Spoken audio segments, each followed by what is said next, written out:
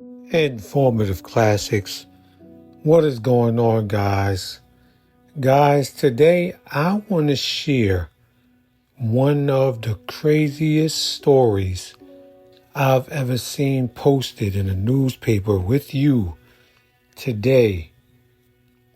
This story dates back to February 3rd, 1893.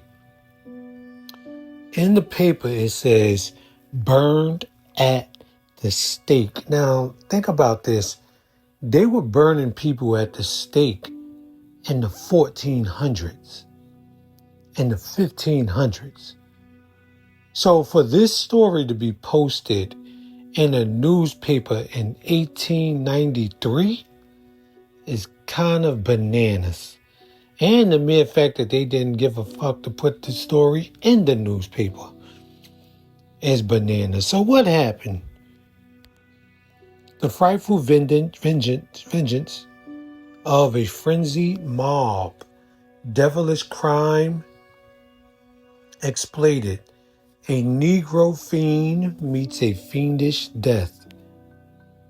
Branded with red-hot irons and burned to ashes. God damn.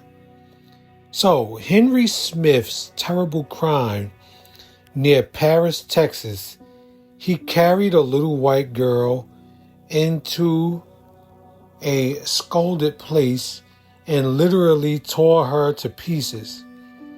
He denies the crime, but his captors put him to death in a manner that seems like a chapter from the Dark Ages. Now, of course, the Dark Ages, like I'm telling you, 1400s, 1300s, 1500s, these are the Dark Ages, the medieval times, where they was killing people in all types of crazy ways.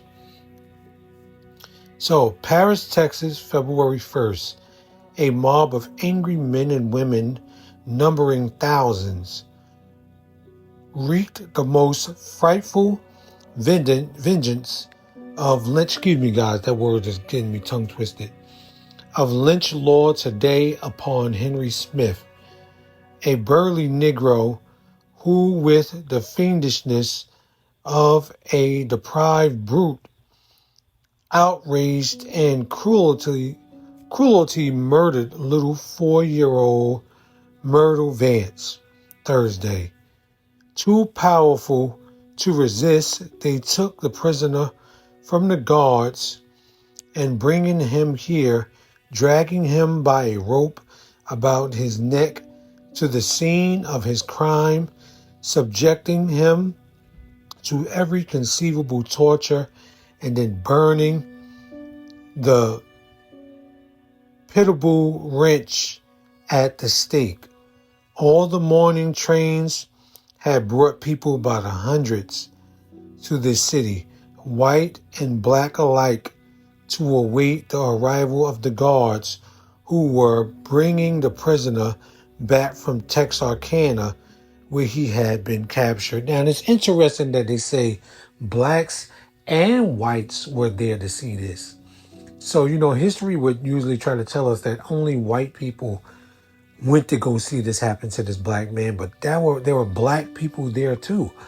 Now, and they're saying this is 1893. This was when this was printed. This is not 1993, when they may be trying to make black people feel good. No, this is 1893. The country for miles around had become widely exceeded over the astronomous crime and began to hunt for the brute murderer. When the news came late last night that he had been caught and identified by members of the Paris searching party, the people seemed crazy with joy and thirsted for his life.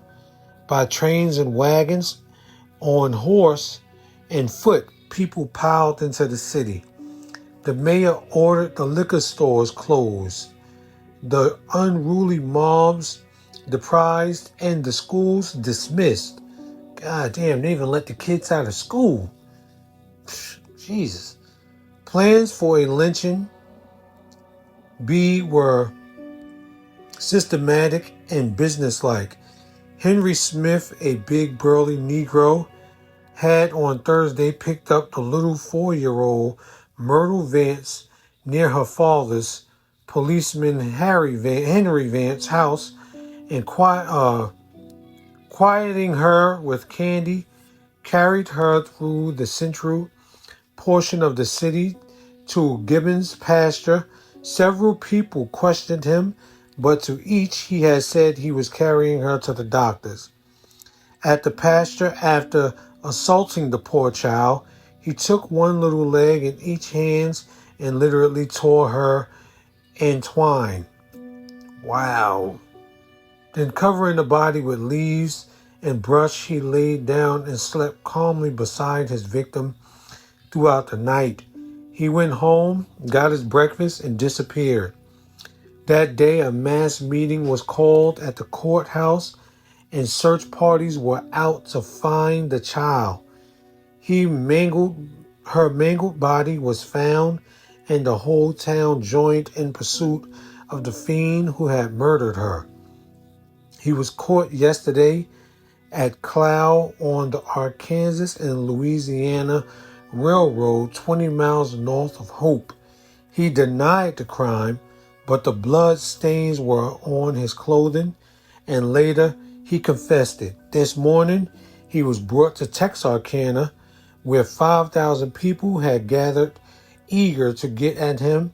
The Paris searching party begged that he be not molested, and the news traveled fast everywhere along the line as the train bore the wretch to Paris.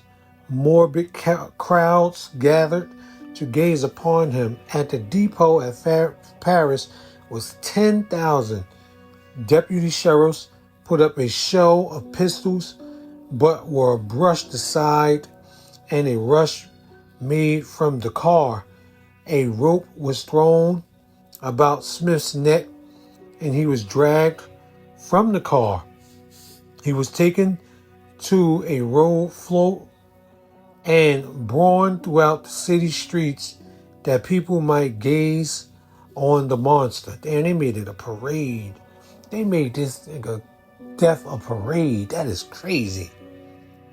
At the open Perry's, 300 yards from the Texas and Pacific Depot, a scaffold awaited him.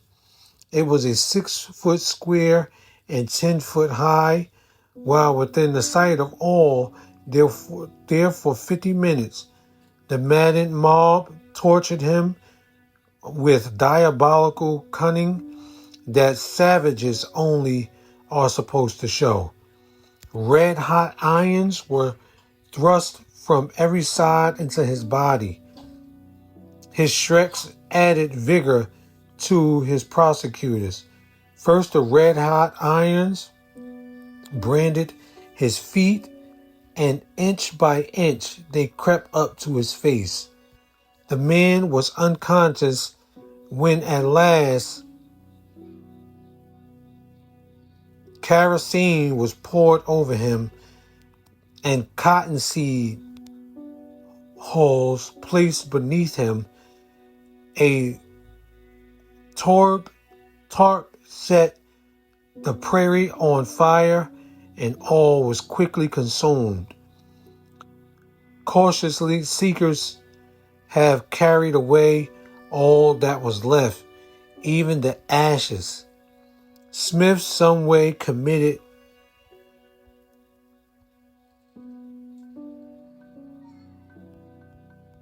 the crime to revenge himself on Vance, who had arrested him once when drunk and clubbed him. Vance is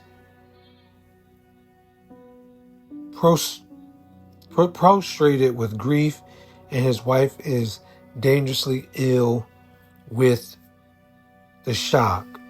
God damn it, man. That is one of the craziest stories I've ever heard printed in the paper. And you got people who've done this story on YouTube who may have added their own little twist to it and their things to it. But I like to read these stories to you guys straight from when they were printed. That's why I'm giving you it from the newspaper, the way it was printed in the newspaper in 1893. Because I think that's more authentic, and that's what this channel is about. Informing you with classic stories and classic moments in history. God damn. Well, with that said, I guess I'll catch you guys in the next one. Informative Classics.